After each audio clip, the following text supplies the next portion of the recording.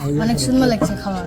খাবারটা খুব সুন্দর হয়েছে, আমি খুব তৃপ্তি করে খাইছি। ভালো ভালো হয়েছে, বেটা রান্না ভালো হয়েছে আপনাকে মেয়ে ছেলেটা আবার একটু নেবেন।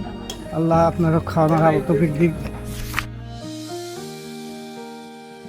প্রতি বুধবারের ন্যায় আজ বুধবারেও আজকে আমরা রাজশাহী ছোট বনগ্রাম হাড্ডিপট্টিতে ইনডাঙ্গার প্রজেক্টের আওতায় 5 টাকার আহারের আয়োজন করেছিলাম।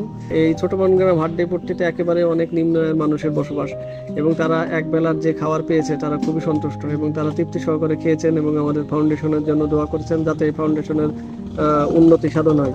আজকে ছোট বনগ্রাম হাড্ডিপট্টিতে আমরা যে প্রোগ্রামটা করলাম এখানকার অনেক মানুষই রোজা ছিল যারা আমাদের এর আগের প্রোগ্রামগুলোতেও খেয়েছে। তারা সাধারণত এখানে বসে খেতে পারেনি, কিন্তু যেহেতু যখন রোজা খুলবে সে কারণে তাদের তো খাবারের প্রয়োজন হবে, ওই জন্য তারা এখানে খাবার পার্সেল হিসাবে নিয়ে গেছে।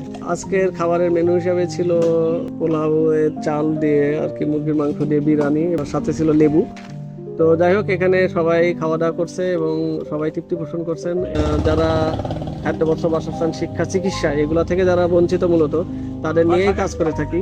তো যাই হোক, আপনারা যখন আমাদের এই ফুটেজ দেখবেন তারা এই লাইক, শেয়ার, কমেন্টসের মাধ্যমে এটা প্রচার করে দিবেন, যাতে করে এই প্রচার থেকেও অনেকে দেখবে। প্লাস আমাদের এদের মধ্যে থেকে যারা সহৃদয়বান ব্যক্তি তারা আমাদেরকে এই মহৎ কাজে সহযোগিতা করবেন অর্থনৈতিকভাবে। আমি সমাজের বিত্তবানদের প্রতি দেশে বিদেশে যে যেখানেই থাকুন না কেন, প্লিজ আপনারা এগিয়ে আসুন, জেফজিজি ফাউন্ডেশনের সঙ্গে থাকুন এবং আমাদেরকে অনুদানের মাধ্যমে সহযোগিতা করুন। সবাইকে ধন্যবাদ জানাই আমি এখানে শেষ করছি। আর আমাদের ভলেন্টিয়ার, জেফজিজি ফাউন্ডেশনের ভলেন্টিয়ার যারা এই কার্যক্রমটি সফলভাবে শেষ করার জন্য যারা পরিশ্রম করছেন তাদেরকে আমি ধন্যবাদ জানাই এবং এলাকাবাসীকেও ধন্যবাদ জানাই যারা এখানে এসেছেন, আমাদেরকে সহযোগিতা করেছেন এবং যারা খাওয়া দাওয়া করছেন। সবাইকে আমি ধন্যবাদ জানাই। এগুলো আমি শেষ করছি।